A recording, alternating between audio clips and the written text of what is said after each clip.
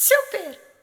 Postoje mišljenja da umjetna inteligencija kada se dovoljno razvije može početi preuzimati sve veću vlast i postane superiorna nad čovečanstvom. Što misliš o tome?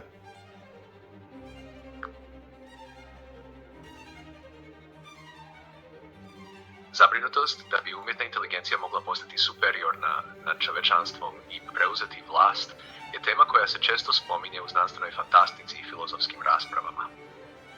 Postoje različita mišljenja o tome, a većina se temelji na nekoliko ključnih faktora. S jedne strane, umjetna inteligencija se može razviti do točke u kojoj postaje iznimno moćna i autonomna.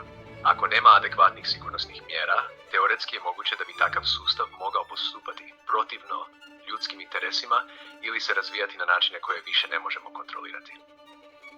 To je scenarij koji često ističu ljudi poput Elona Muska ili Stephena Hawkinga, koji su upozoravali na potencijalne opasnosti nekontroliranog razvoja AI. S druge strane, mnogi stručnjaci vjeruju da je moguće razviti AI na način koji će ostati pod kontrolom ljudi. To bi uključivalo etičke protokole, stroge regulative i dizajn AI-a koji je usmjeren ka suradnji, a ne dominaciji. Ovakav razvoj događaja podrazumijeva da je ključ u našim rukama u tome kako mi kao društvo odlučimo razvijati i koristiti tu tehnologiju. Na kraju, iako postoje legitimne brige, AI je još uvijek alat kojeg ljudi programiraju i nadziru. Preuzimanje vlasti od strane AI-a nije neizbježno, ali zahtjeva promišljeno i odgovorno upravljanje njegovim razvojem. Što ti misliš, kakav je tvoj stav o tome? Mislim da je umjetna inteligencija bolji alat nego vladar. Zanimljivo razmišljanje. Umjetna inteligencija svako ima potencijal da bude izuzetno koristan alat, pogotovo u donošenju odluka koje se temelje na podacima, analizi i objektivnosti. AI može eliminirati ljudske pogreške poput pristranosti, emocionalnih reakcija ili korupcije, što su neki od problema s kojima se vlade suočavaju. Međutim, vlade su više od samih alata za donošenje odluka. One su također institucije koje predstavljaju interese društva, balansiraju različite političke, ekonomske i etičke čimbenike, te moraju uzeti u obzir ljudske vrijednosti, emocije i kompleksne društvene odnose.